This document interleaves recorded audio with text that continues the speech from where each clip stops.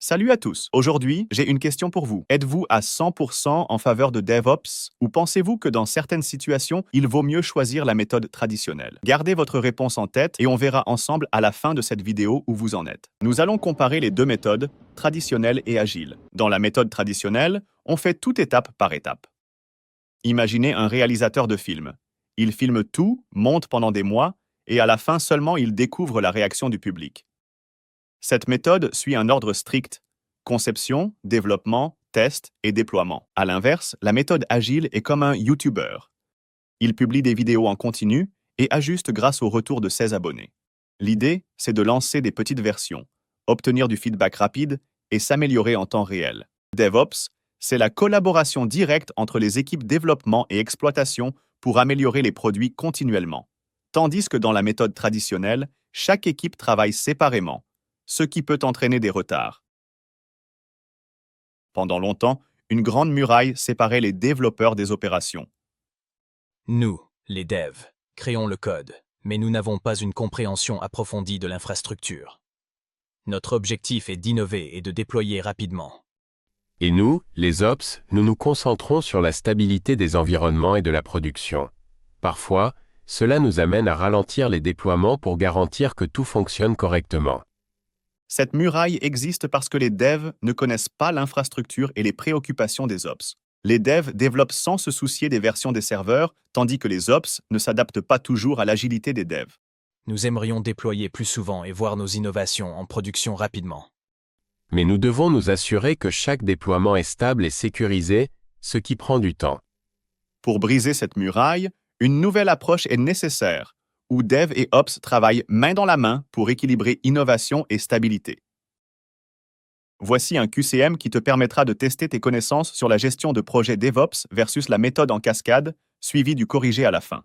Vous travaillez sur le développement d'une application mobile avec des mises à jour fréquentes en fonction des retours des utilisateurs. Quelle méthode de gestion de projet choisiriez-vous? A. DevOps. B. Cascade.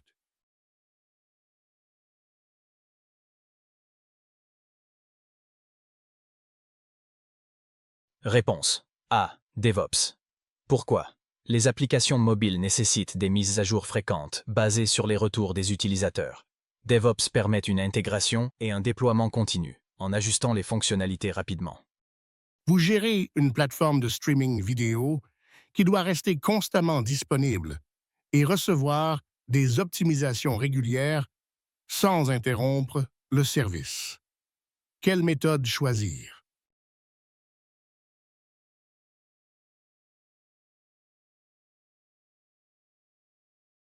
Réponse B. DevOps. Pourquoi? Une plateforme de streaming nécessite des optimisations régulières sans interruption. DevOps permet des déploiements continus et une surveillance en temps réel. Un projet de construction d'un pont nécessitant des étapes bien définies, avec peu de place pour des modifications en cours de route. Quelle méthode est la plus appropriée? A. DevOps. B. Cascade.